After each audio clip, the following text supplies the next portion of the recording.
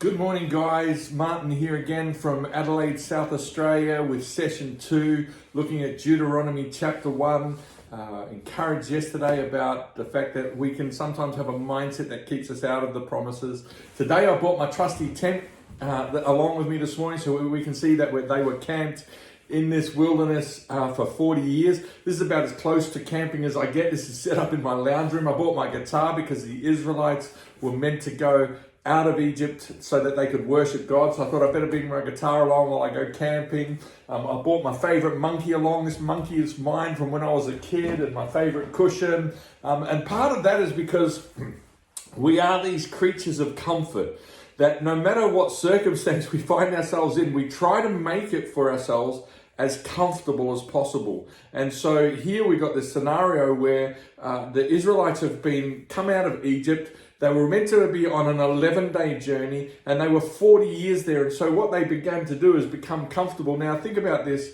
There was no tent makers when they were living in Egypt because the Israelites or the Egyptians didn't allow them to go camping. They were slaves, they were locked down, they were only able to go where their masters told them to go. And so now they've come out into the wilderness and they came out with goods and everything, but there were no tent makers, so there was a whole new career started up there. People had become accustomed to living into these sort of abodes in the wilderness. And it says that they were at Horeb. And I think, like, for me, I love that because it's like, you know, we can find ourselves sometimes in circumstances or in places that God never intended us to be. And we can try and make ourselves as comfortable as we like in those places.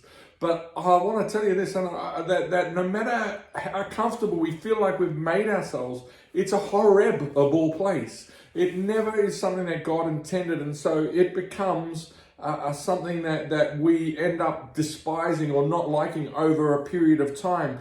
And I think for me, sometimes we just, because of circumstances, because of things that have gone wrong in our lives, we end up camping way too long at a place. And sometimes those places of unforgiveness, their hurts, their envy, their disappointments, their insecurities, there's so many different things that we can find ourselves camping at those places. But we need to be able to be aware that God hasn't called us to settle at a horrible place. You know, we have eternity in our hearts, we have eternity in our lives, and that's where we're going. But let me tell you that the journey that God is taking us on is an amazing journey. It's a journey full of adventure. I've been following Christ for 30-something years now, and I'm loving it. I love the journey. Before I was a Christian, I was quite bored with life, but following Christ, I'm like, every day is a new day. Every day is something new to expect. There's something different to expect. And I want to have a look at, in verse 21 of Deuteronomy chapter 1, there's a key there that God uses to shift people's mindsets. So let's read that. It says, "See, the Lord your God has set before the land before you. Go up and take possession of it as the Lord, the God of your fathers, has told you.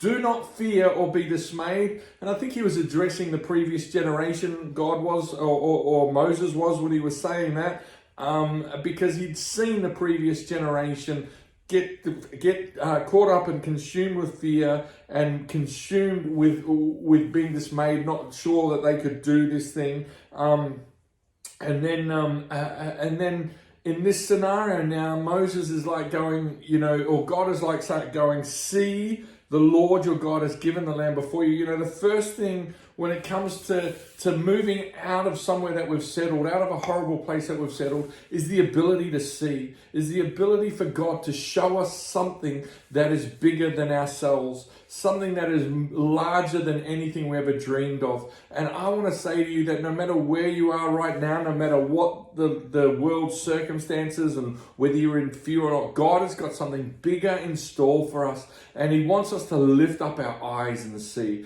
Don't just look with our natural eyes. One of my favorite stories in the Bible is when Gehazi and Elisha are trapped and the king's men are around them. And Elisha just says to Gehazi, says to the Lord, "Lord, open his eyes that he may see." And God opens his eyes and he sees the host of heaven around them. No matter where we are at, we have the host of heaven around us. So I want to encourage you, don't settle. Don't stop short of the Jordan.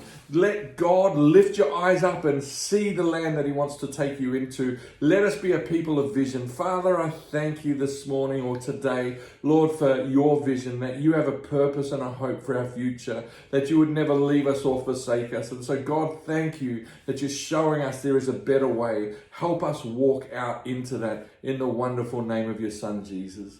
And we all said amen. God bless you guys. I will see you at session 3.